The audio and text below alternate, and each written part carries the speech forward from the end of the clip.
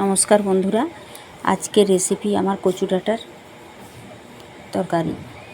আমি হাতে তেল মেখে দিয়ে কচু ডাঁটাগুলো এইভাবে আঁশা তুলে তুলে আমি ছোট ছোট করে কেটে নিলাম।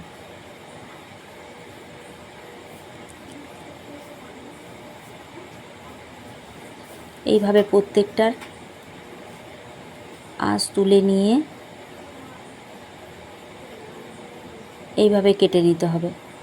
তারপরে এগুলোকে ধুয়ে জল ঝরিয়ে নিয়ে কড়াইতে জল দিয়ে 1 চামচ নুন দিয়ে ওগুলো সিদ্ধ করতে দিলাম। তাতে একটা আমচুর দিয়ে দিলাম, ফুটে উঠলে 1 চামচ হলুদ দিয়ে দিলাম।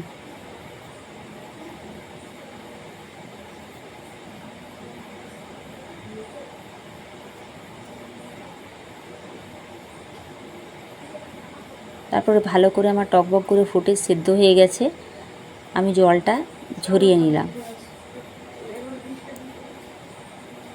জলটা ছেঁকে নিয়ে একটু পরিষ্কার জল ঢেলে ধুয়ে নিলাম। কড়াইতে তেল দিয়ে কালো জিরা ফোড়ন দিয়ে তেজপাতা দিয়ে আমি পেঁয়াজ বাটাটা দিয়ে দিলাম। পেঁয়াজ বাটাটা দিয়ে ভালো করে একটু নেড়ে নিয়ে পেঁয়াজটা ভালো করে ভাজা হয়ে গেলে 1 চামচ রসুন বাটা, 1 চামচ আদা বাটা, 1 চামচ হলুদ গুঁড়ো, 1 চামচ লঙ্কার গুঁড়ো, 1 চামচ ধনের গুঁড়ো, 1 চামচ জিরের গুঁড়ো সব দিয়ে ভালোটি করে মশলাটিকে কষিয়ে নিতে হবে। তারপরে নারকেল কুড়োনোটা দিয়ে ভালো করে নেড়ে নিতে হবে। তারপরে আমার সেদ্ধ করে রাখা কচু ডাঁটা দিয়ে খুব ভালো করে মশলার সঙ্গে কষিয়ে নিতে হবে।